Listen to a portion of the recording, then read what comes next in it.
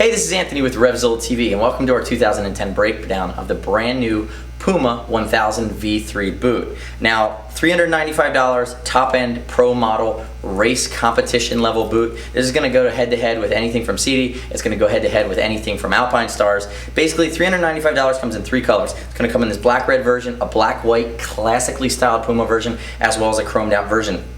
They also make a full perf version called the Vented for $395, but that boot's going to be white with red accents.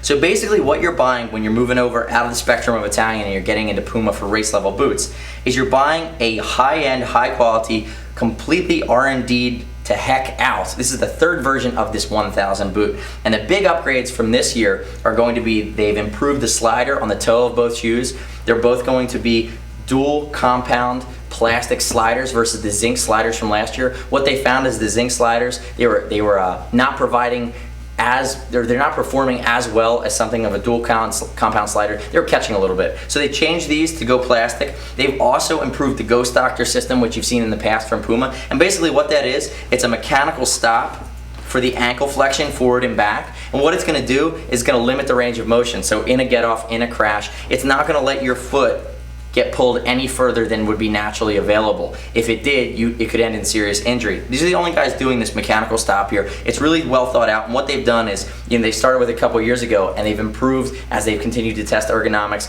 and continued to get crash test data for how they're performing. So they've modified this. You'll notice that dives into this 360-degree TPU ankle cockpit, which is extremely stiff, extremely durable. This part of your foot is going to typically, in most cases, get the brunt of any impact. Now I'm going to flip it down like this, and you're going to notice the sole. The sole is improved, the footbed's improved. It's going to be ergonomic. It's now the bi-fit footbed, which allows more increased feel and flexibility. It's a very stiff race sole, but it still offers some tactile touch availability and some sensitivity as you move through the boot towards the front.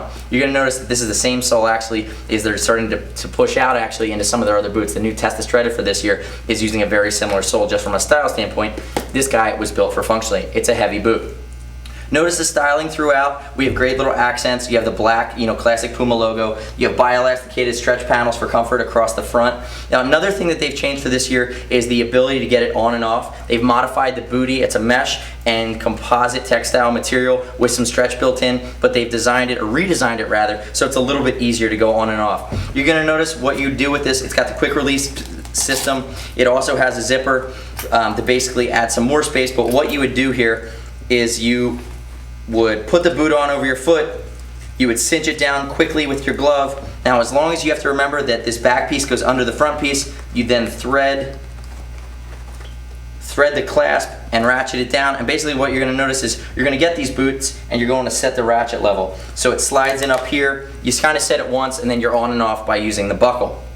Notice, as I said, it's a wicking antimicrobial mesh system in the areas where you can get some airflow through the bootie as well. And I'm going to take it back off. I want to show you some of the other creature comforts. Notice a lot of this is thermoplastic welded. It's injection molded plastic. It's there for support and comfort. There's also some venting and some styling to it as well. You also have some temper foam that's built into the bootie for additional comfort as your foot would flex forward and back against some of these hard parts. So they built in additional comfort as well.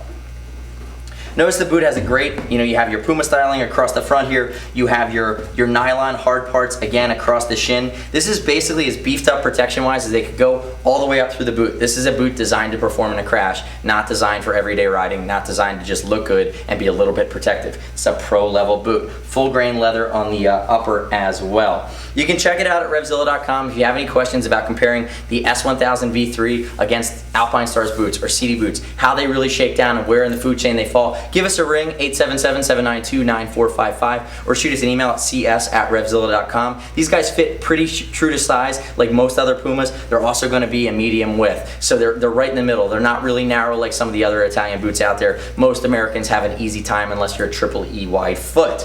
As always, it's over $39. It ships for free. If you get the wrong size, we'll ship you the first exchange for free as well, something we started doing in 2010. And with our TeamZilla Cash program, anything over $100, and these would qualify, you earn up to 5% back in TeamZilla Cash applied to your next order. You check these out at RevZilla.com/Puma. And like I said, give us a ring. Let us guide you through the process if you have any questions. My name's Anthony. I'll see you next time on RevZilla TV. Thanks for tuning in for the new for 2010 Puma 1000 V3 race boot. See ya.